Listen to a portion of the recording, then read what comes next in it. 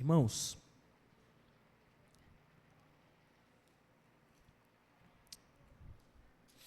Hebreus capítulo 11.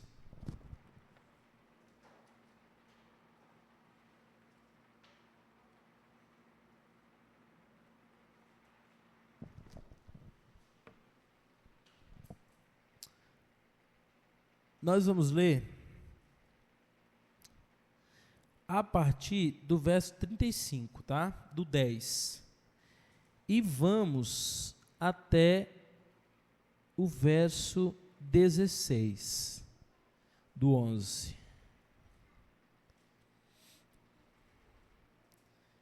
Eu poderia me estender por horas se fosse pregar toda a riqueza que tem nesse texto.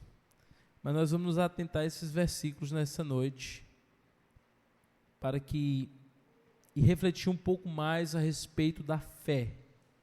Da fé. Diz assim: portanto, verso 35, não percam a confiança de vocês, porque ela tem grande recompensa. Vocês precisam perseverar, para que, havendo feito a vontade de Deus, alcance a promessa.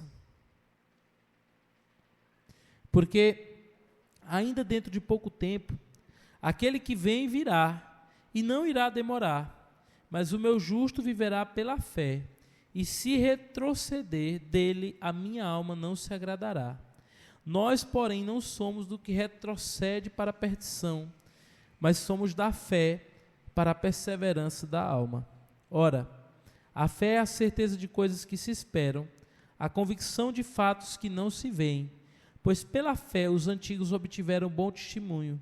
Pela fé entendemos que o universo foi formado pela palavra de Deus, de maneira que o visível veio a existir das coisas que não são visíveis.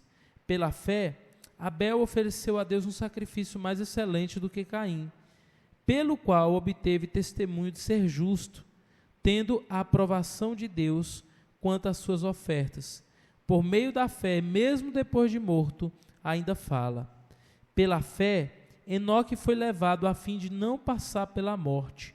Não foi achado, porque Deus o havia levado, pois antes de ser levado, obteve testemunho de que havia agradado a Deus. De fato, sem fé, é impossível agradar a Deus, porque é necessário que aquele que se aproxima de Deus creia que Ele existe e que recompensa os que buscam. Pela fé, Noé, divinamente instruído a respeito dos acontecimentos que ainda não se viam, e sendo ele temente a Deus, construiu uma arca para a salvação de sua família. Assim ele condenou o mundo e se tornou herdeiro da justiça que vem pela fé. Pela fé, Abraão, quando chamado, obedeceu, a fim de ir para um lugar que devia receber como herança, e partiu sem saber para onde ia.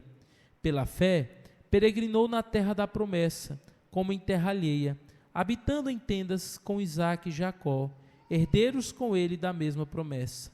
Porque Abraão aguardava a cidade que tem fundamentos, da qual Deus é o arquiteto e construtor. Pela fé também a própria Sara, apesar de não poder ter filhos, e já sendo idosa, recebeu poder para ser mãe, pois considerou fiel aquele que lhe havia feito a promessa. Por isso também de um só homem, praticamente morto, saiu uma posteridade tão numerosa como as estrelas do céu, e inumerável como a areia do mar. Todos estes morreram na fé. Não obtiveram as promessas, mas viram-nas de longe e se alegraram com elas, confessando que eram estrangeiros e peregrinos na terra. Porque os que falam deste modo manifestam estar procurando uma pátria.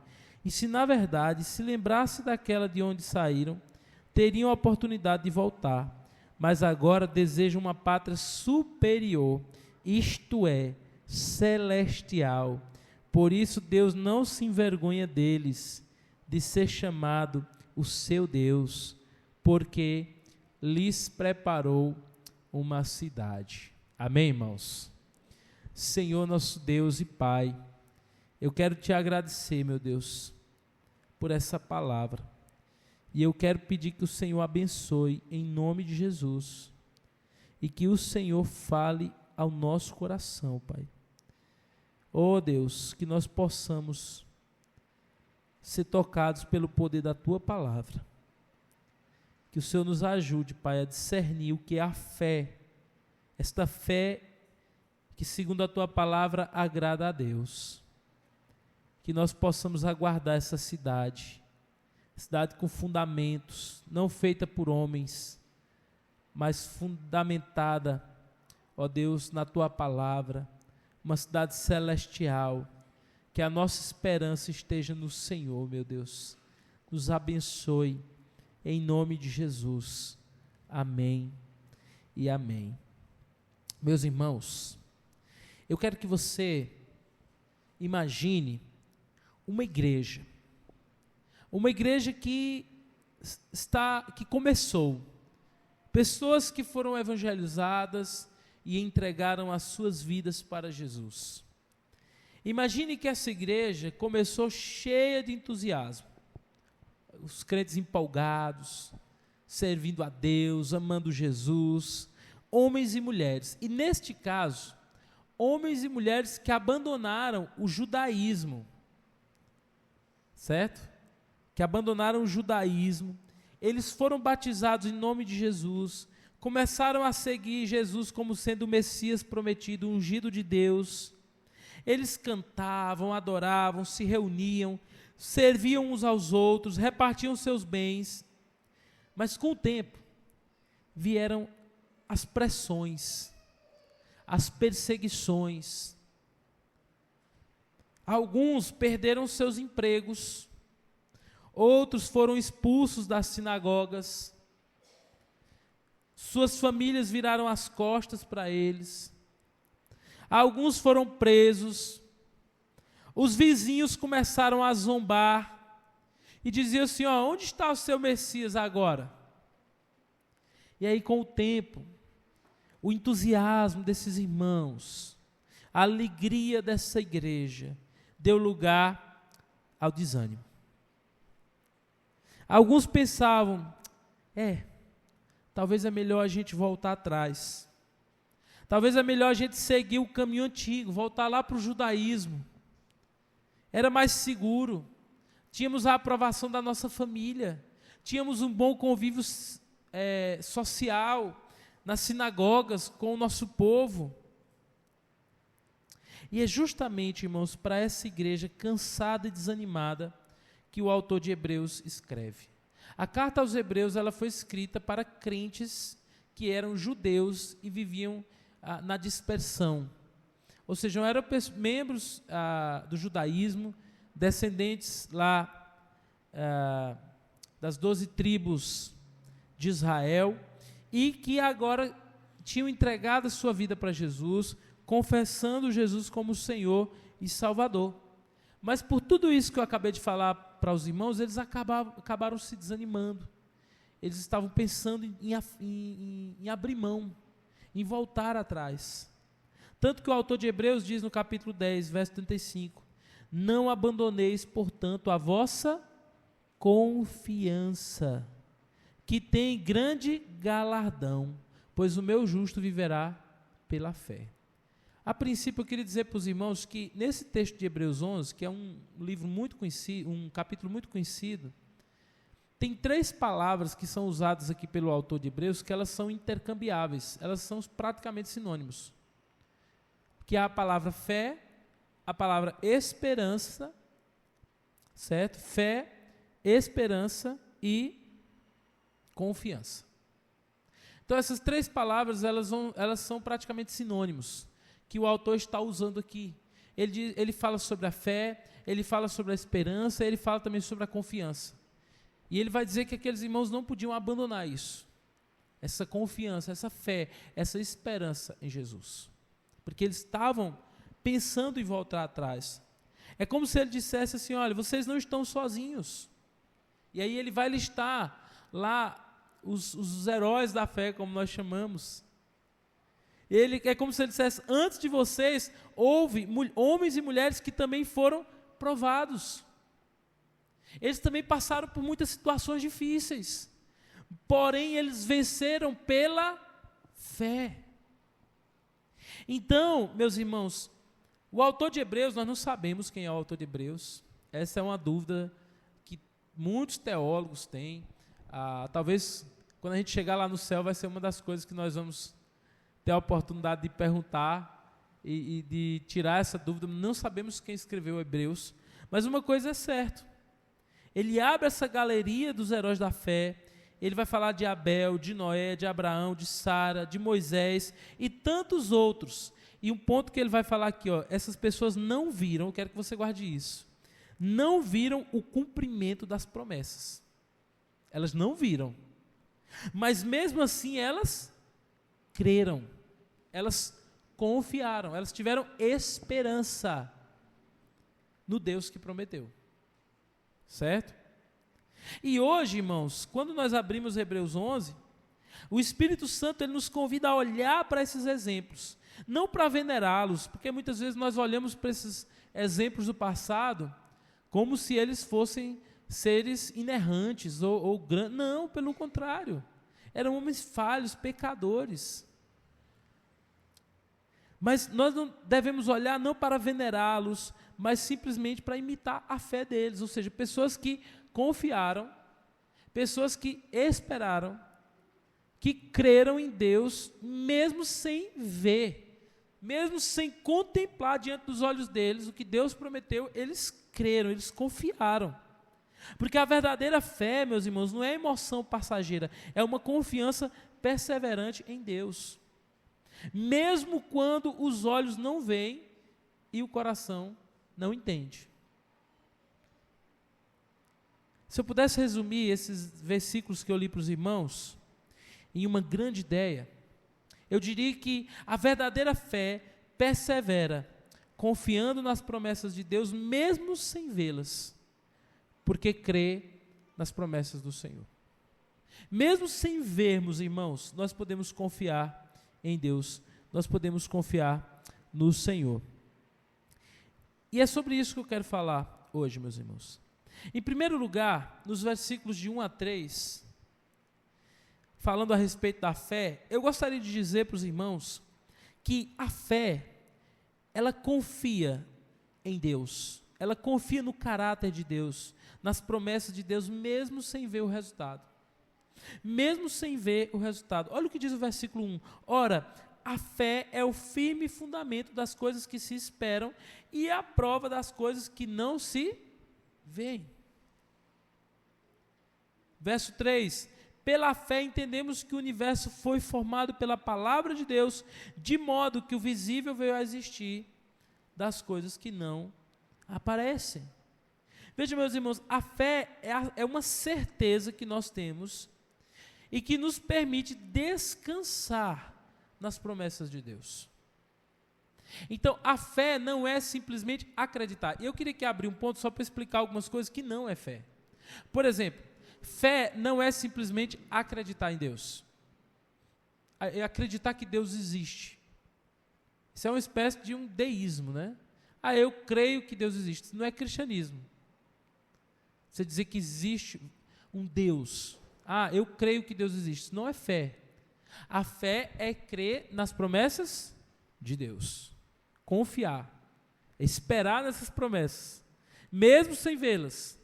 É você confiar, esperar e crer nessas promessas. Não é acreditar que Deus existe. Deus existe.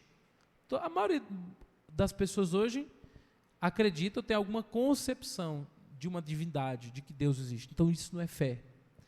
Segunda coisa que não é fé, pensamento positivo.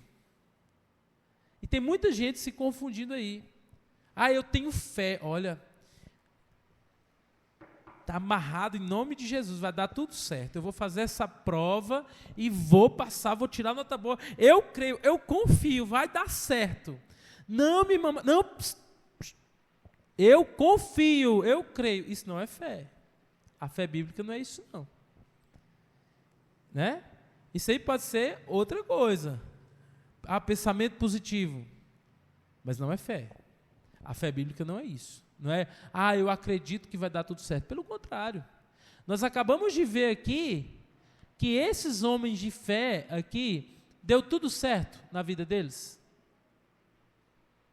Deu tudo certo na vida deles, irmãos? Na perspectiva humana? Não. Visita comigo aí. O primeiro deles, Abel. O que aconteceu com Abel? Foi morto pelo próprio irmão. E qual foi o motivo? Irmãos, Abel foi o primeiro mártir. Você já parou para pensar nisso? Quem foi o primeiro homem na face da terra a morrer por adorar a Deus? Abel. Deu tudo certo na vida de Abel, irmãos? Não, então fé não é pensar que vai dar tudo certo. Acompanhe comigo, depois de Abel. Mais à frente, ele vai falar, olha só, Abraão. E ele vai dizer, Abraão, ele passou a vida, Deus prometeu para dar uma terra para ele. Deus prometeu dar uma terra e que ele teria uma descendência tão grande quanto as estrelas do céu, quanto os grãos de areia da praia do mar.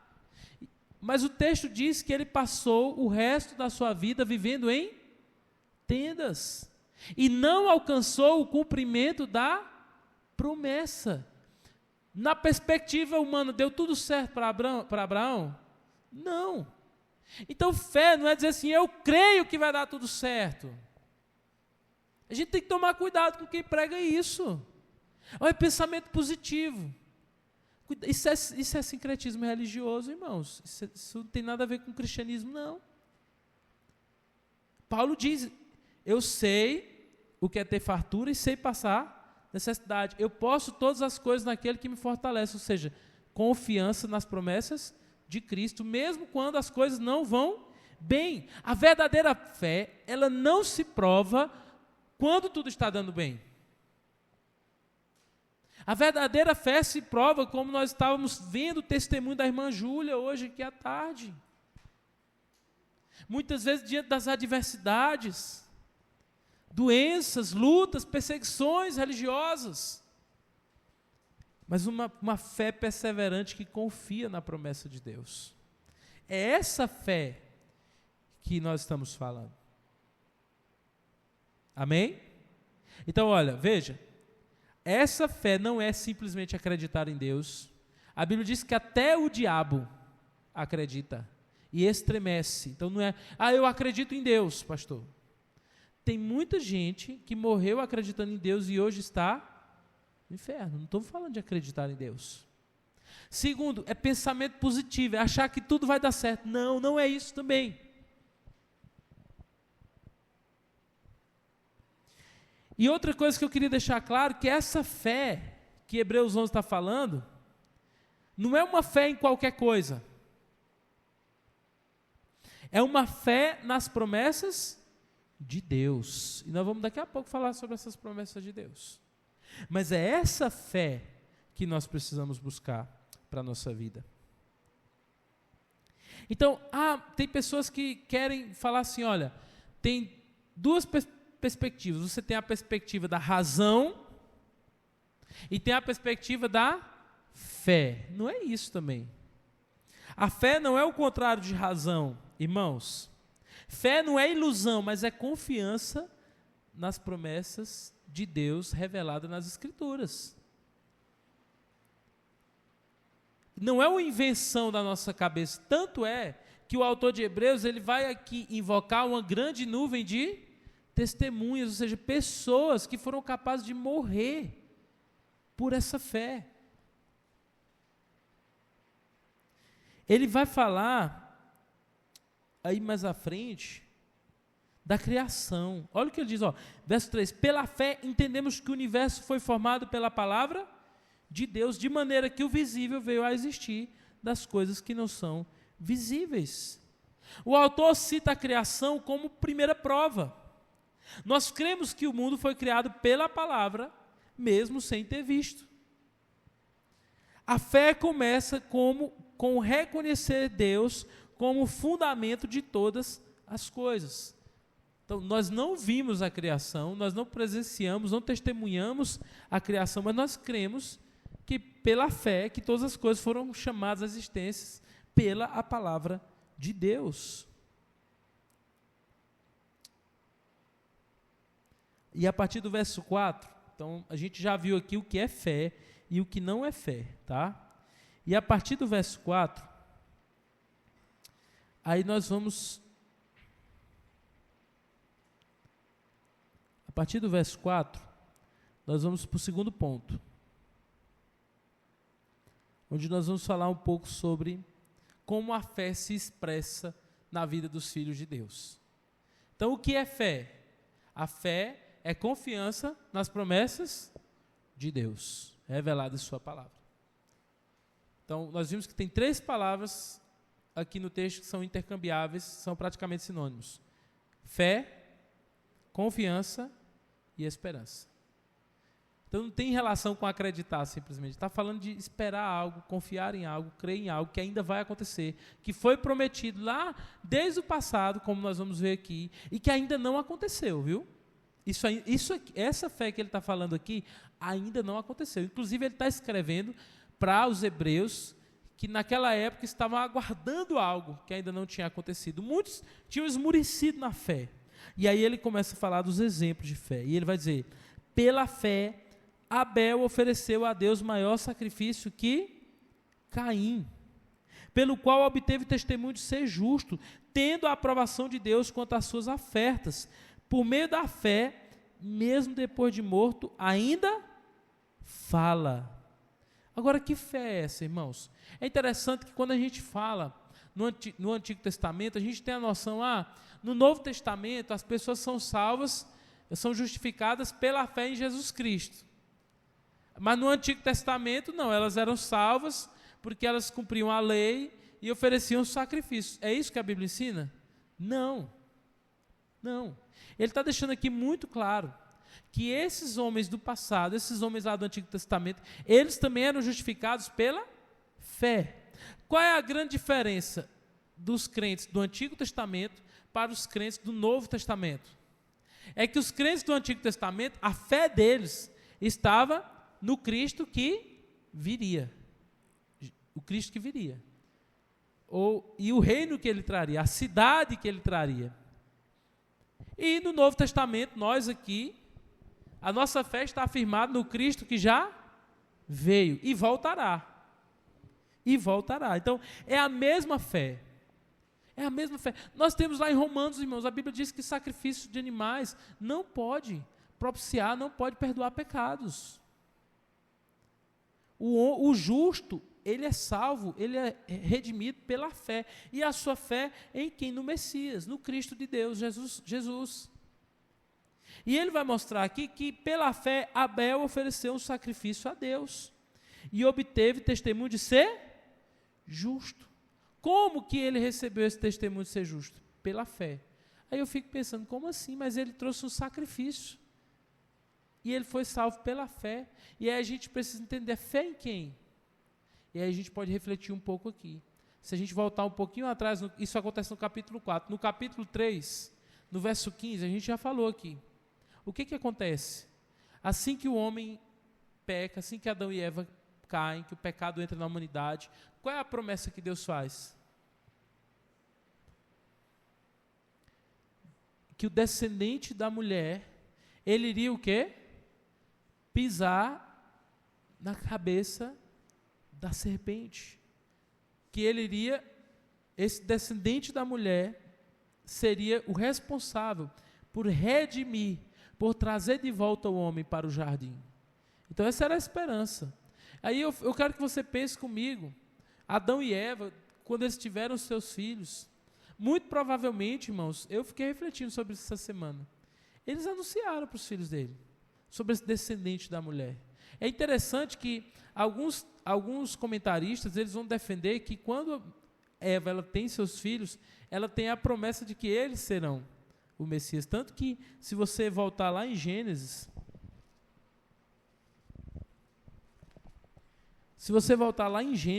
meus irmãos, no capítulo 4, verso 1, diz que Adão teve relações com a mulher, ela ficou grávida, deu à luz a Caim, e ele diz: adquiri um varão com o auxílio do Senhor.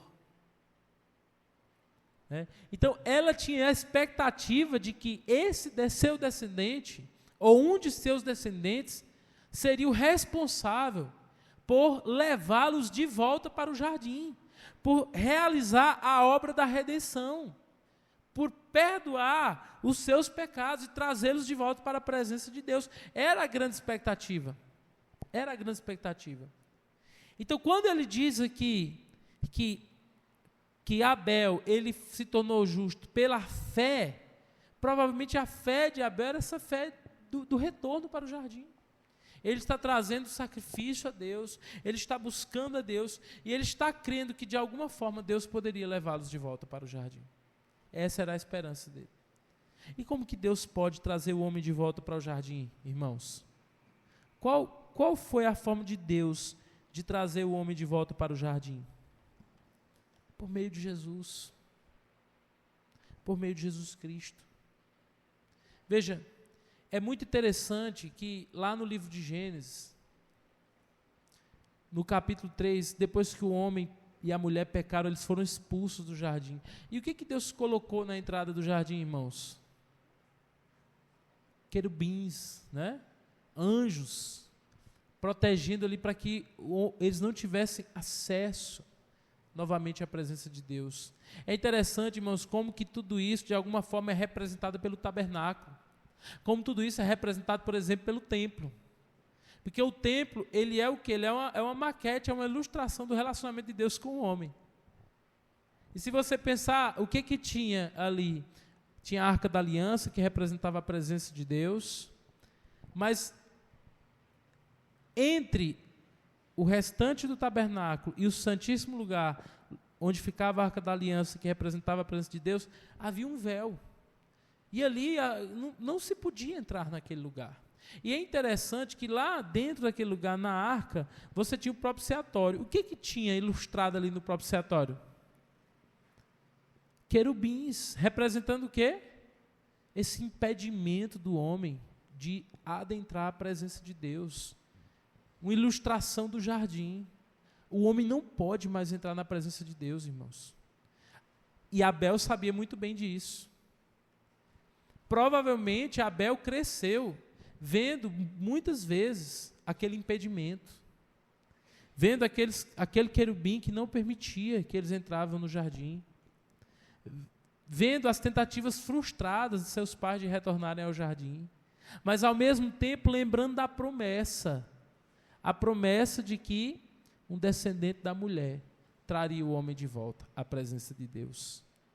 E é por essa fé que o autor de Hebreus vai dizer que Abel o quê? Oferece sacrifício a Deus. É por essa fé, meus irmãos. E é interessante que, quando nós vemos no Novo Testamento, a Bíblia diz que quando Cristo Jesus morreu naquela cruz, o que acontece com aquele véu do templo? O véu é rasgado, ou seja, é como se aqueles querubins, é como se aquele impedimento do homem de entrar na presença de Deus fosse retirado por meio da obra do descendente da mulher. E é interessante que naquele mesmo tempo diz que tu lhe ferirás a cabeça e ela te ferirá o calcanhar. Não é o que diz em Gênesis 3,15? É interessante que o Stuart Elliott, acho que o nome dele é esse mesmo, ele falando um pouco sobre essa questão do sacrifício de Jesus, ele diz que muitas vezes quando a gente pensa assim, olha, a serpente que diz que a serpente lhe feriu o calcanhar, a gente pensa como se isso fosse algo pequeno. Mas você imagina, hoje tem muito soro que as pessoas usam quando uma serpente pica alguém, você vai lá, morde alguém, você vai lá no hospital, toma um soro, tudo bem. Mas não era assim, irmãos. Você já parou para pensar como é que uma pessoa, o que acontece com uma pessoa que é picada por uma serpente venenosa? É uma morte terrível. É uma morte terrível. Não é não, irmão Felipe? O irmão Felipe sabe muito bem como é a morte de uma pessoa que é picada por uma cobra venenosa, que ele é estudante de veterinária. Mas aquelas toxinas, meus irmãos, elas levam... Tem 2 tipos, né? Tem uma delas que vai levar a coagular todo o sangue. E a pessoa morre praticamente sem fôlego, com todo o sangue coagulado. E tem um outro tipo de veneno que leva ao quê? É o contrário. Não é coagular. O sangue, você começa a perder sangue. Perde a capacidade de coagulação. Pelo contrário, a pessoa começa... E ela morre asfixiada pelo próprio sangue. Então, é isso que acontece. Uma picada de uma serpente no calcanhar não quer dizer pouca coisa. A gente não está falando aqui de uma cobra cipó, de uma cobra verde. A gente está falando de uma serpente. Então, a morte de Jesus foi uma morte muito cruel. A morte de Jesus foi uma morte muito dolorosa, terrível. Mas, ao mesmo tempo que ele sofre essa morte ali na cruz, ele ressuscita ao 3º dia e ele vence a morte. Ele pisa na cabeça da serpente e a vence de uma vez por todas, abrindo de volta o caminho para Deus. Eu não sei, irmãos, se eu fui muito longe, mas isso era o que Abel tinha em mente. A esperança dele era essa: o Senhor enviará um descendente da mulher. Ele enviará o Messias que nos levará de volta para o jardim. Meus irmãos, mas é interessante, e aqui vai ficando mais interessante aos poucos, porque veja, o texto ele começa a dar a entender, a partir de agora, que essa promessa não é simplesmente voltar para o jardim, não é simplesmente ser abençoado aqui, mas é algo muito maior. Esse lugar que Deus está preparando é muito maior. É muito maior. E ele vai falar no verso 5, pela fé, Enoque foi levado a fim de não passar pela morte. Não foi encontrado porque Deus o levou. Pois antes de ser levado, obteve testemunho de que havia agradado a Deus. E aqui tem um ponto interessante. Abel, aguardava esse retorno, essa reconciliação com Deus. Enoque também. Mas o texto diz que Deus deu a Enoque o privilégio e a oportunidade de voltar antes. Né? Ele foi arrebatado, ele foi levado para a presença de Deus. E o texto continua. E ele diz no verso 6, de fato, sem fé é impossível agradar a Deus, porque é necessário que aquele que se aproxima de Deus creia que Ele existe e que recompensa os que o buscam. Então ele está falando o seguinte, olha, e aí ele está falando aqui no contexto de Noé, de Enoque. Enoque cria em Deus, ele confiava em Deus, ele buscava e ele experimentou essa recompensa, quando ele foi arrebatado por Deus no meio de uma geração perversa.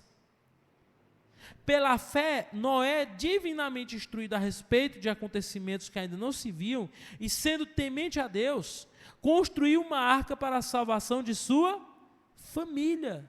Olha a fé. Voltando lá para o versículo 1, a fé é a certeza de quê, irmãos?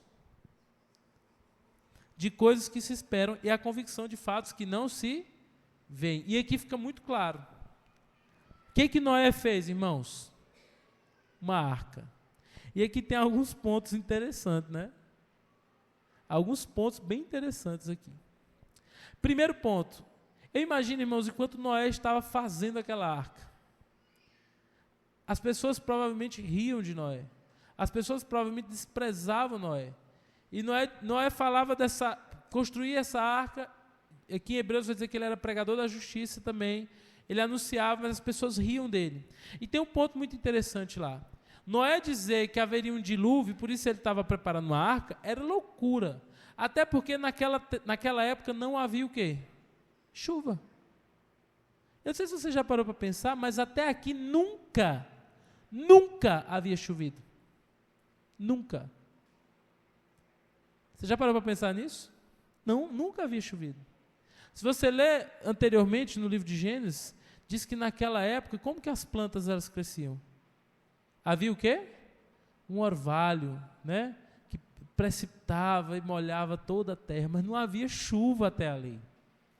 Então, Noé de fato creu, nunca tinha se visto chuva, e ele creu, e não, o que eu falei, olha, o crer aqui não é simplesmente acreditar, o crer aqui é confiar nas promessas de Deus, é obedecê-la, não é pensar positivo, tudo vai dar certo, não, pelo contrário.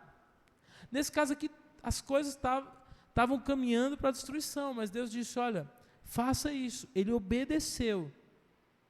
E diz que ele, por isso, ele foi considerado justo, porque ele creu em Deus. E ele construiu essa arca. E eu fico pensando, irmãos, hoje em dia, quando a gente fala assim, olha, eu estou fazendo isso e eu creio que Jesus vai voltar. Eu creio que quando eu partir daqui, quando eu morrer, eu vou morar no céu com Cristo. Tem muita gente que ouve isso, irmãos, e ri da gente. Isso parece loucura. Da onde que você tirou da sua cabeça que Jesus vai voltar? Da onde que você tirou da sua cabeça que quando você morrer aqui, você vai morar no céu? Quem te garante isso? Quem te disse isso? Como é que você garante que você não vai simplesmente deixar de existir? Mas Noé creu, e nós também cremos, amém, irmãos? Nós cremos. E diz o texto, que Noé divinamente foi instruído a respeito de acontecimentos que ainda não se viam, e sendo temente a Deus, construiu uma arca para a salvação de sua família. E aqui tem um ponto interessante, que Tiago vai trabalhar sobre isso, que é a questão da fé e das obras. A verdadeira fé sempre nos leva a obedecer a Deus. A verdadeira fé sempre nos leva a obedecer a Deus, meus irmãos. A obedecer, a confiar, a crer nele. Nós obedecemos porque cremos na sua palavra. Assim, ele condenou o mundo e se tornou herdeiro da justiça que vem pela fé. Verso 8, pela fé, Abraão, quando chamado, obedeceu. Olha, novamente. A fé não é simplesmente crer e fingir que nada está acontecendo. A fé é crer e obedecer o chamado de Deus. Confiar. Imagina se Noé disse assim, não, Senhor, eu creio no Senhor. Eu creio. Mas simplesmente cruzasse os braços e não construísse a arca, irmão Miro. Hã? Imagina. E Abraão? Quando Deus chamou Abraão, sai da tua terra, da tua parentela, para o lugar que eu te mostrarei. Meus irmãos, a gente lê isso como se fosse a coisa mais simples do mundo. Abraão vivia lá na terra dos caldeus, na Mesopotâmia. Quem já estudou história aqui, uma região com muitos ídolos, né? Muitos ídolos, muitos deuses. Era nesse contexto que Abraão vivia. E um dia ele então ouve a voz de um Deus que diz, eu sou o único Deus. Sai daí de onde você está. Deixa aí sua família, deixa aí suas terras, deixa aí suas posses, o que você tem, e vá para onde eu estou te mostrando. E Abraão foi, meus irmãos. Ele creu, a fim de um lugar que devia receber como herança, e partiu sem saber para onde ia. Disse, isso não é fé, meus irmãos. Eu não sei os irmãos, mas quando eu era criança, o meu pai dizia assim, Fábio, vamos ali. Aí eu dizia o quê? Para onde? Não, vamos. Veste a roupa, calça o sapato e vamos. Para onde? Ficava parado. Então, dificilmente a gente se embarca numa viagem, a gente obedece a alguém, a gente sai de um lugar para outro, sem entender o que nós vamos fazer, quando nós vamos e para onde nós vamos. Mas foi isso que Abraão fez. Ele creu em Deus. E ele seguiu ao Senhor. Muitas vezes, irmãos, quando nós somos chamados por Deus, somos desafiados por Deus, nós fazemos a mesma coisa. Nós queremos que Deus esclareça tudo direitinho. Ô Senhor, eu quero ler direitinho esse contrato aí, essas letrinhas miúdas aí no final, me explica direitinho. seguir a Cristo, o que isso vai trazer de consequência para a minha vida? Será que vale a pena? Será que vale a pena me tornar membro dessa igreja? Será que vale a pena assumir esse ministério? Será que vale a pena começar a discipular essa pessoa? Será que vale a pena começar a evangelizar a minha vizinhança? Deus está me chamando, mas e aí, Senhor, como é? Quais são os detalhes e as cláusulas? O que está escrito aí nesse rodapé? Nós queremos que Deus esclareça tudo para nós, mas a verdadeira fé é confiar em Deus, irmãos. E confiar que o que o Senhor tem para nós é o melhor. É o melhor. Foi isso que Abraão fez. Pela fé, diz o verso 9, Abraão peregrinou na terra da promessa como em terra alheia. Meus irmãos, e aqui a gente começa a desmascarar a falsa fé que pregam hoje, a teologia da prosperidade. Não, aonde você pisar os seus pés será seu. Já ouviu alguém dizer isso?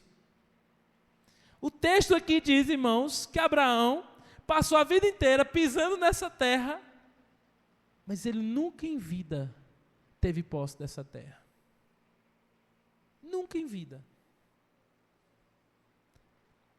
Nunca em vida Abraão teve posse. Então, se eu creio em Deus, então eu vou decretar, eu vou profetizar, eu vou fazer isso, eu vou fazer aquilo, Deus vai me dar. O crente, a cabeça não é caldo. Já ouviram esse tipo de coisa aí? Mas não é isso que a gente vê a fé desses homens aqui. Diz que Abraão, a vida inteira, irmãos, ele andou por aquelas terras, ele pisou, e ele nunca teve posse daquelas terras que Deus prometeu.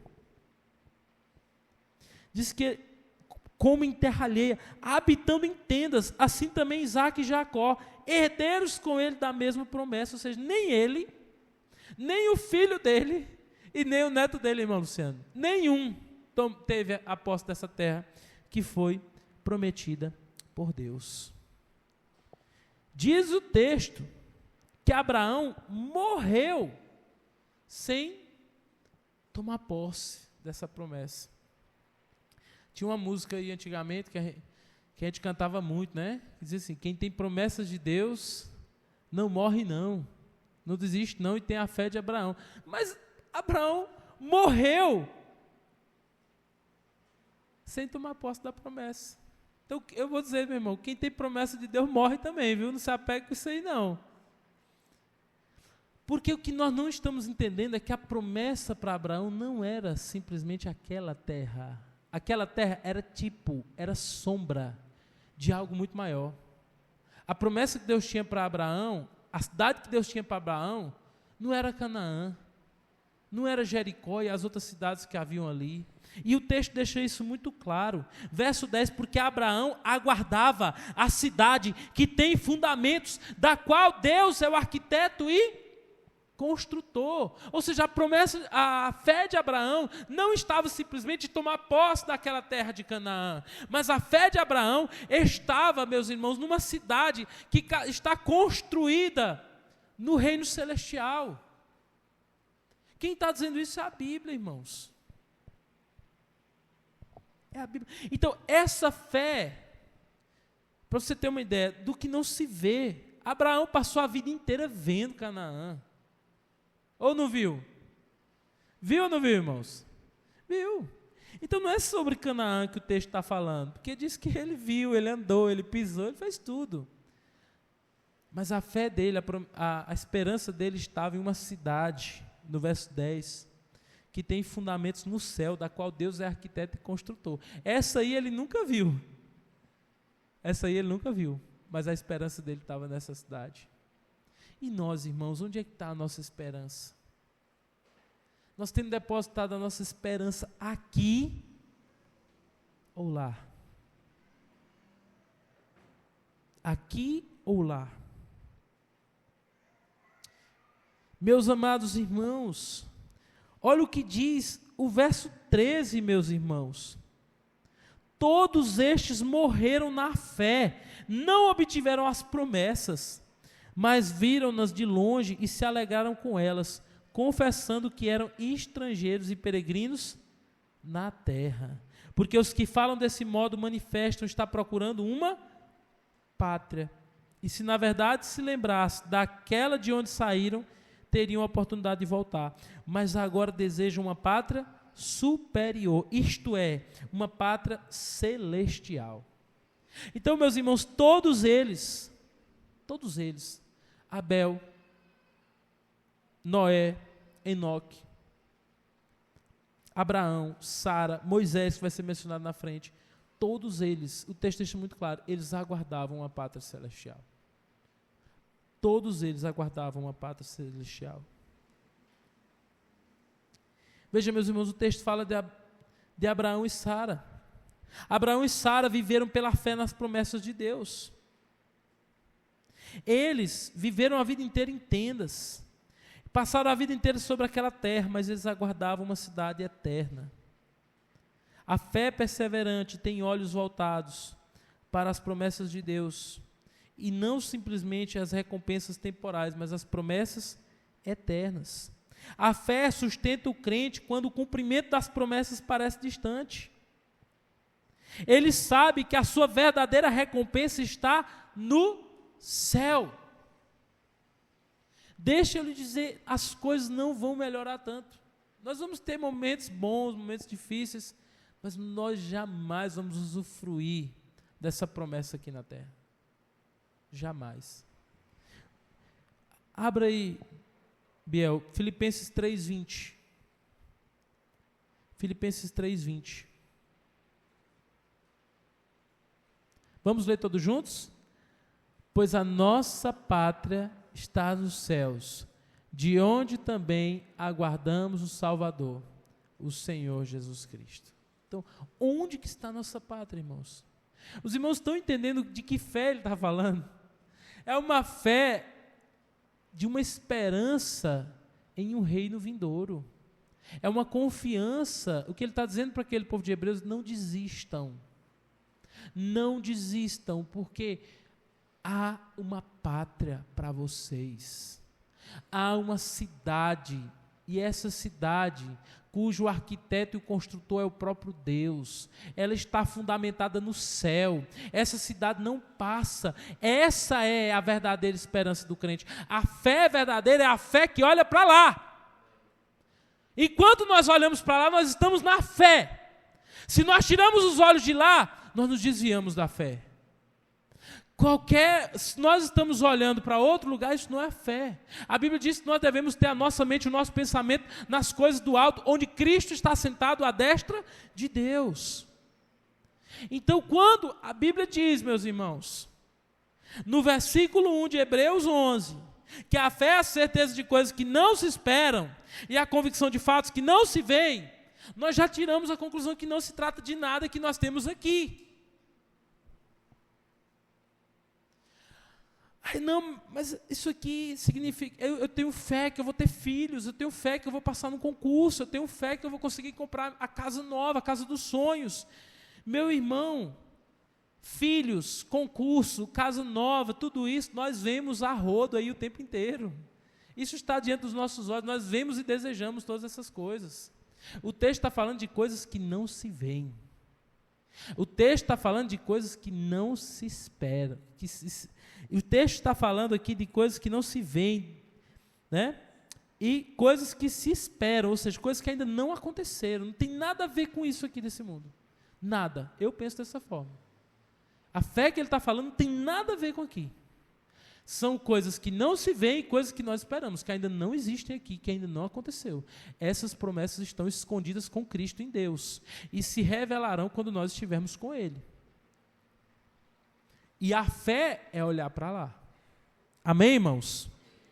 2 Coríntios 4:17, Biel.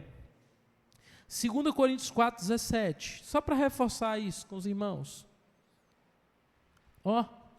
Porque a nossa leve e momentânea tribulação produz para nós um eterno peso de glória acima de toda comparação. 18. De toda comparação, na medida em que não olhamos para as coisas que se veem, mas para as coisas que não se veem, porque as coisas que se veem são temporais, mas as que não se veem são. A fé é isso aqui, irmãos. Não é pensar que vai dar tudo certo. A fé é crer que em Cristo, há uma herança no céu nos aguardando. A nossa pátria é lá. O nosso coração deve estar lá. Porque a única coisa que nós temos que de fato tem valor para nós está no céu. Paulo diz aos Coríntios que se a nossa esperança se reduz a este mundo, ou se resume a este mundo, nós somos os mais infelizes, ou os mais miseráveis de todos os homens. Meu irmão, o que tem sustentado sua caminhada? Será que nós temos vivido como peregrinos? O texto deixa muito claro, Abraão, Isaque e Jacó, eles tinham uma promessa, mas eles viveram como peregrinos. O que é um peregrino, meu irmão? O que é um peregrino? Um forasteiro é alguém que não pertence àquela pátria. Ele está ali de passagem. E aqui nós temos em Hebreus 11 a figura do peregrino. Todos eles são apresentados como peregrinos, como forasteiros. E o texto diz que eles esperam a pátria celestial. E é isso que nós somos, irmãos. A nossa fé é a fé de que nós não somos daqui. E que Jesus um dia virá nos buscar e nos levará para o lugar de onde nós somos. O lugar de onde nós somos. Nós temos vivido como peregrino ou estamos nos instalando nesse mundo? A ideia aqui, irmãos, de Abraão, de ele viver em tendas. As tendas elas eram montadas e desmontadas com muita facilidade. Abraão rodou por toda a terra de Canaã. Meus irmãos, a ideia de que nesse mundo nós não podemos fincar alicerce no sentido de nos apegar a esse mundo. Mas que nós precisamos estar apegados na pátria celestial. A fé é olhar para frente e a eternidade é o lar de todos os fiéis, meus irmãos. Essa é a nossa esperança. Essa é a nossa esperança. Olha o que diz o verso 16. E aqui eu queria chamar a atenção dos irmãos. Mas agora desejam uma pátria superior, isto é, celestial. Por isso, ou seja, uma vez que eles desejam não este mundo, mas desejam a pátria superior, e até os tesouros que eles juntam, é aonde, irmãos? Mateus 6,33. É lá. É lá. Os irmãos, quando a gente às vezes vê aquelas pessoas que saem daqui e vão para os Estados Unidos, vão para outros países, e muitas vezes eles vão trabalhar, ou até para São Paulo, antigamente aqui no Nordeste se fazia muito disso, né? O meu pai foi muito novo para São Paulo.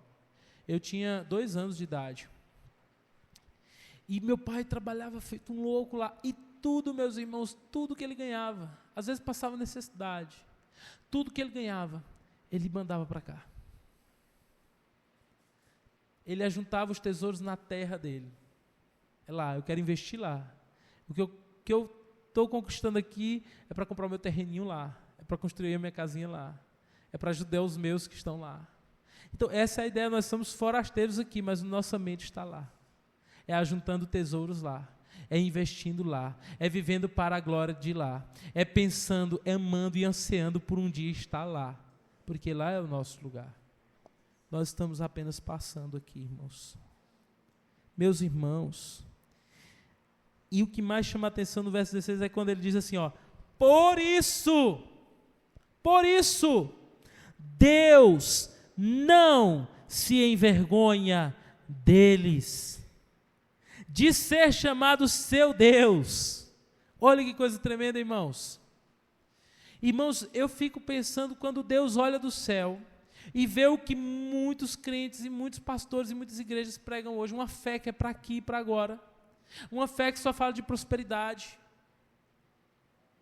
uma fé que não pensa na pátria celestial, que não pensa no reino eterno, no mundo vindouro, mas apenas no aqui e agora. Será que Deus não se envergonha de quem pensa dessa forma? Mas o texto diz aqui muito claro, irmãos, olha, Deus não se envergonha deles. Deus não se envergonha de ser chamado seu Deus. A ideia aqui é assim, Deus se orgulha. Deus olha do céu para estes peregrinos e diz, olha meu filho, lá não tem nada lá na terra, porque aqui no céu tem ruas de ouro esperando ele. Não tem nada, talvez não tenha nada lá na terra, mas aqui no céu está reunido para ele todos os tesouros celestiais que Jesus conquistou naquela cruz para ele. Ele é rico. Ele não é rico. Ele reinará comigo. Ele é o meu filho, eu sou o seu Deus, e eu não me envergonho de ser chamado Deus deles. Mas na frente nós vamos ver que muitos foram cerrados ao meio, foram martirizados, perseguidos, e Deus está lá, eu não me envergonho. Eles são meus, e eu sou deles. E o texto termina dizendo, porque Ele preparou uma cidade. A ideia é a seguinte, olha, não tem problema. Talvez aí vocês, aos olhos do mundo, vocês são fracassados. Vocês são os menores deste mundo. Mas não tem problema. Porque Ele preparou uma cidade. A cidade está preparada. João 14, Jesus disse, os discípulos estão agoniados. E Jesus volta para eles e diz assim, olha, não se turbe o vosso coração. E aí volta o tema da fé, né? Crede em Deus, e crede também em mim. O que Jesus quis dizer assim, não se preocupe não, eu não vou morrer, não vai acontecer nada de mal com vocês, vai dar tudo certo, olha, daqui um dia está chegando 12 Hilux aí para vocês pregar o evangelho, o cartão corporativo para todo mundo, vai dar tudo certo, viu? Férias, 13º, todos os direitos incluídos, é isso que Jesus disse. Não se turbe o vosso coração, crede em Deus, crede também em mim. Por quê? Porque na casa, olha, sempre que a fé está ligada com isso aqui, na casa de meu pai há muitas moradas. Os irmãos conseguiram entender o que é a fé? Olha, não se perturbem, não percam a esperança, não se desanimem, porque na casa de meu pai há muitas moradas. A fé é a certeza das coisas que não se veem lá. Crede em Deus, crede também em mim. Porque eu irei. Mas eu voltarei e vos levarei para mim mesmo, para que aonde eu estiver, ali estejais vós. Quantos creem nisso, irmãos? Essa é a verdadeira fé. Ele preparou uma cidade. Ele preparou uma cidade. Esse tema da cidade, meus irmãos, está lá em Apocalipse capítulo 21. Estou caminhando para o final, tá, irmãos? Desculpa aí, eu me estendi um pouco.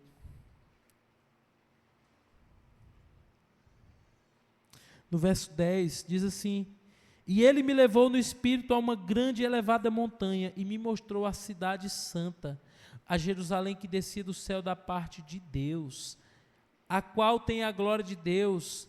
O seu brilho é semelhante a uma pedra preciosíssima, como pedra de jaspe. Tinha uma muralha grande e alta, com 12 portões, e junto aos portões 12 anjos. Sobre os portões estavam escritos nomes, a saber, os nomes das 12 tribos dos filhos de Israel. 3 portões ao leste, 3 ao norte, 3 ao sul e ao oeste. A muralha da cidade tinha 12 fundamentos, e sobre estes estavam os 12 nomes dos 12 apóstolos do Cordeiro. Aquele que falava comigo tinha por medida uma vara de ouro para medir a cidade, os seus portões e sua muralha. A cidade tinha a forma de um quadrado, de comprimento e larguras iguais. E mediu a cidade com vara, e tinha 12.000 estádios. O seu comprimento e largura são iguais. Mediu também a sua muralha, e tinha 144 côvados pela medida humana que o anjo usava. A muralha é feita de jaspe, a cidade é de ouro puro, semelhante a vidro límpido. Os alicerces da muralha estão enfeitados de todo tipo de pedras preciosas. O primeiro alicerce é jaspe, o segundo safiro, o terceiro calcedônia, o quarto esmeralda, o quinto de sardônio, o sexto de sárdio, o sétimo de crisólito, o oitavo de berilo, o nono de topázio, o 10º de crisóparo, e por aí vai. O que ele está dizendo é o seguinte: tudo que há de mais precioso na terra, tudo que há de mais precioso na terra. Verso 22 diz, não vi nenhum santuário na cidade. Opa, não tem templo nessa cidade. Porque o seu santuário é o Senhor, o Deus Todo-Poderoso e o Cordeiro. A cidade não precisa de sol, nem de lua, pois a glória de Deus a ilumina, e o Cordeiro é a sua lâmpada. As nações andarão mediante a sua luz, e os reis da terra lhe trarão sua glória. Os seus portões jamais se fecharão, meus irmãos. E aqui eu quero chamar a atenção para os irmãos, para aquele primeiro lugar que foi feito por Deus. Gênesis 3 termina dizendo o quê? Nós vemos o jardim com portões fechados. Mas as portas da cidade, por toda a eternidade, jamais se fecharão. Meus irmãos, verso 27, nela não entrará nada que seja impuro, nem o que pratica pecado e mentira, mas somente os que têm o seu nome escrito no livro da vida do Cordeiro. Ou seja, só quem entra nessa cidade são aqueles que entregaram sua vida a Cristo.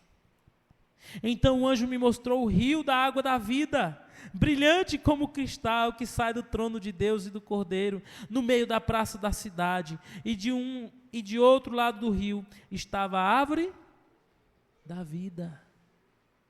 Os irmãos se lembram de Gênesis 3? Portão fechado, árvore da vida, ninguém entra. O pecado nos tirou o acesso. Apocalipse 22, fim da Bíblia, obra completa de Cristo. Cidade preciosa e riquíssima, a glória muito maior do que o jardim, portões abertos que nunca se fecham, acesso à árvore da vida, viveremos eternamente na presença de Deus, meus irmãos, amém? Viveremos eternamente na presença de Deus. Olha, nunca mais, verso 3, haverá qualquer maldição. Lembra de Gênesis 3, quando o homem peca, o que acontece? Nós temos ali as maldições do pecado. Quais eram as maldições? A morte. A mulher agora dará à luz com dores. O homem trabalhará debaixo de muito sofrimento. Mas agora o homem não está mais debaixo de maldição. Na cidade preparada pelo Cordeiro, não há mais maldição. Amém, irmãos? É essa cidade que nos aguarda. Nela estará o trono de Deus e do Cordeiro, e os seus servos o adorarão, contemplarão a sua face. Você anseia por isso? Essa é a espera, irmãos. Um dia nós veremos Jesus face a face. Essa é a promessa. A fé é isso, nosso anseio é lá. Nosso anseio é estar lá, diante do trono do Cordeiro. Nosso anseio é vê-lo face a face. Nosso anseio é ver a sua glória. Nosso anseio é viver eternamente com Ele. Essa é a verdadeira fé. Amém, irmãos? Que Deus em Cristo nos abençoe. Quando a Bíblia diz assim, olha, a fé é isso. É a certeza das coisas que não se veem. Então, o texto está falando de coisas que nós ainda não vimos. É isso aqui. Vamos levantar para a gente poder orar ao Senhor.